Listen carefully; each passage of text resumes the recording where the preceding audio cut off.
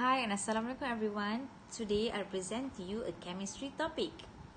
Can you guess the topic that I present to you based on these pictures? The clue for the topic is food pyramid. Yes, the topic is about carbohydrates. What do you know about carbohydrates? Carbohydrates, commonly referred to as sugars and starch, are polyhydroxyaldehydes and ketones, or compounds that can be hydrolyzed to them. Carbohydrates such as glucose and cellulose. In our daily life, when we talk about carbohydrates, we always connect the particular term to the food that we eat every day. In action, when we talk about carbohydrate, the first thing that comes out through our mind is rice. Most of us eating rice every day, am I right? But I'm not going to talk about the foods. I'm going to present about microscopic level of food. I want to look and explain the molecular level that build up this food. Okay, before we go further, I will introduce myself. My name is Nurul Atira binti Mat Azam. I am from School of Education Studies with program Science with Education. Okay, without wasting time, I will go deeper in my presentation. I will introduce a little bit the subtopic in this chapter. First is classification of carbohydrates. Second is family of dealdoses and family of deketoses. The third is the physical properties of monosaccharides.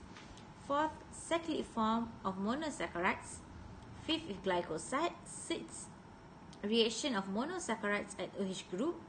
7. Reaction at carbonyl group involving oxidation and reduction reaction.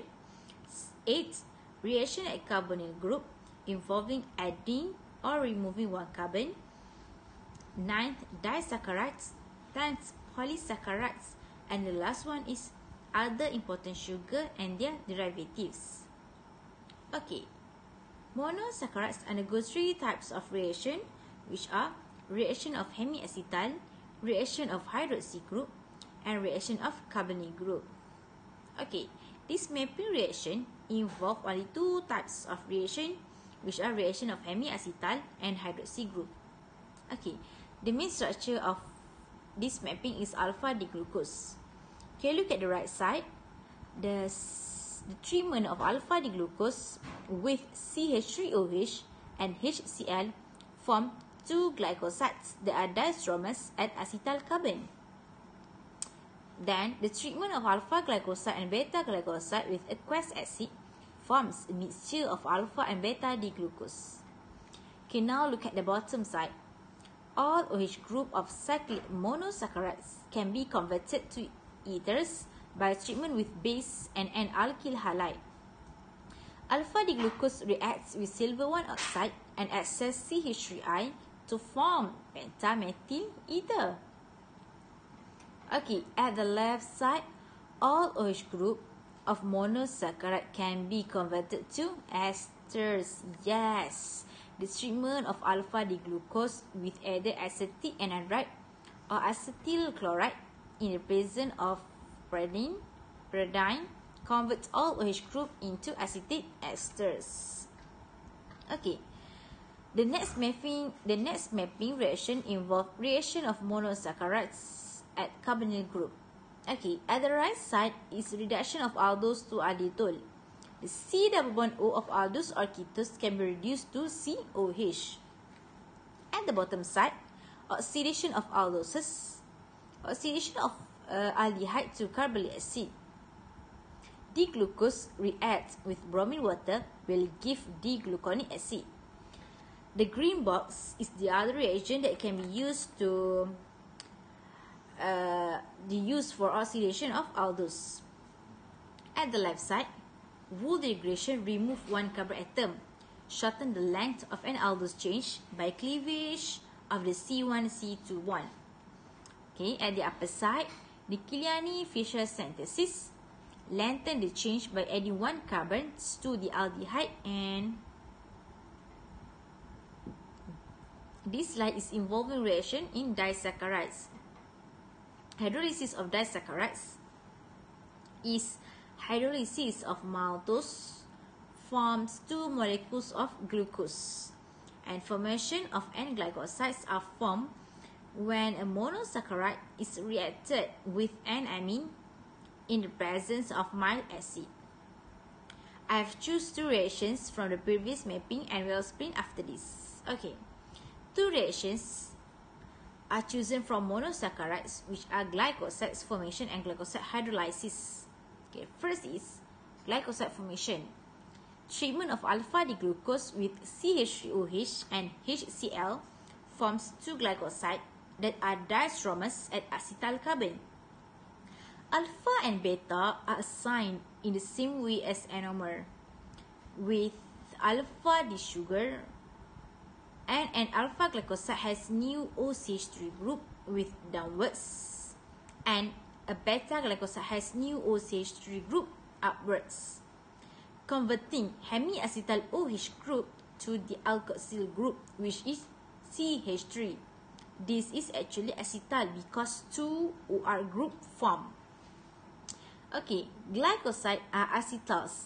They are hydrolyzed with acid and water to cyclic hemiacetals and a molecule of alcohol. Glycoside hydrolysis, a mixture of 2 anomers formed from a single glycoside. Okay, look at the example. The treatment of methyl alpha D-glucopyronoside with aqueous acid forms a mixture of alpha and beta glucose, alpha and beta D-glucose, and methanol. The mechanism for glycoside hydrolysis actually is just a reverse of glycoside formation. So, we'll look into the mechanism of these 2 reactions on the next slide. Okay, these are the steps of mechanism of glycoside formation. Okay, the first is we are having acid protonate at the anomeric hydroxy group. When anomeric hydroxy group leave the structure as water molecule, it's actually form resonance stabilized cation. In these steps, protonation of the hemiacetyl OH followed by loss of water molecule forms a resonance stabilized cation. A resonance stabilized cation is not formed by loss of H2O from any other group. Then in steps 3 and 4, the formation of carbocation, we convert the particular carbon at the positive charge from sp3 to sp2.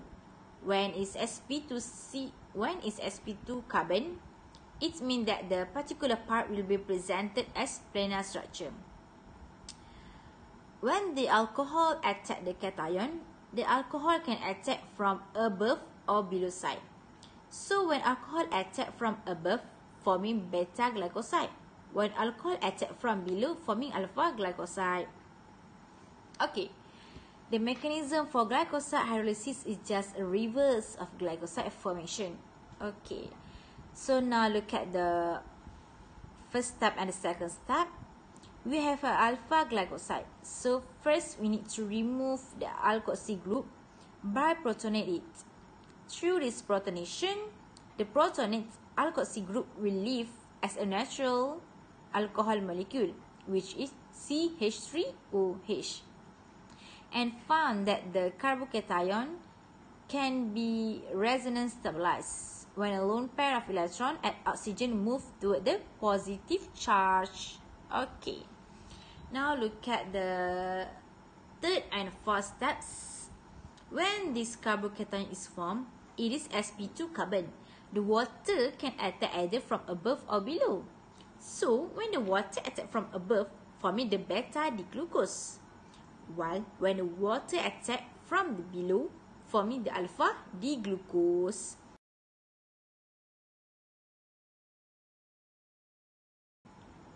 Okay, in the industrial applications, glycosides are organic natural compounds present in a lot of plants and some animals. These compounds, upon hydrolysis, give one or more sugars form and non-sugar.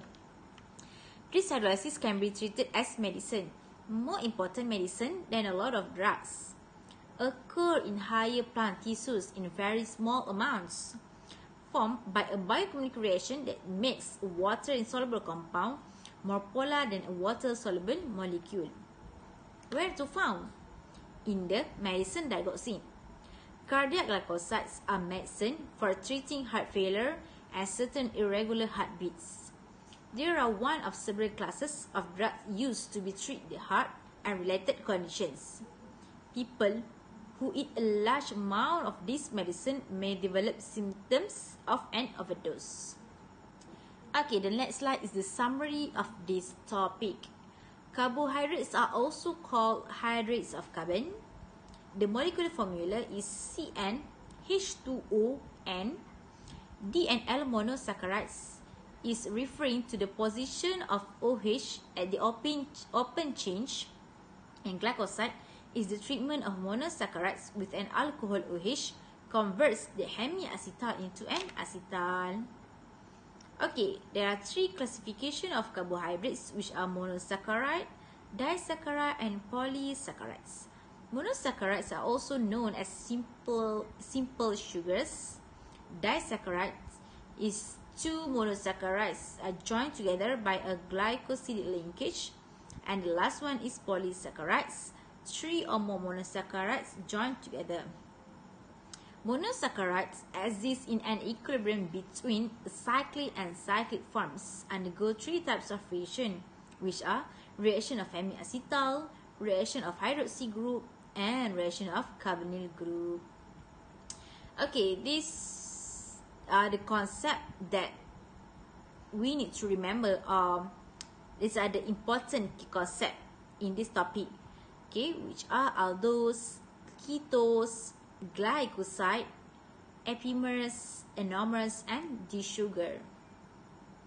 Okay, there are four physical properties of monosaccharides, which are: they are all sweet tasting, but their relative sweetness varies a great deal.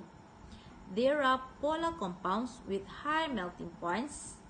The presence of so many polar functional groups capable of hydrogen bondings make them water-soluble. They are so polar that they are insoluble in organic solvent like diethyl ether. Okay, these are the references for my presentations, and that's all from my presentation. Thank you.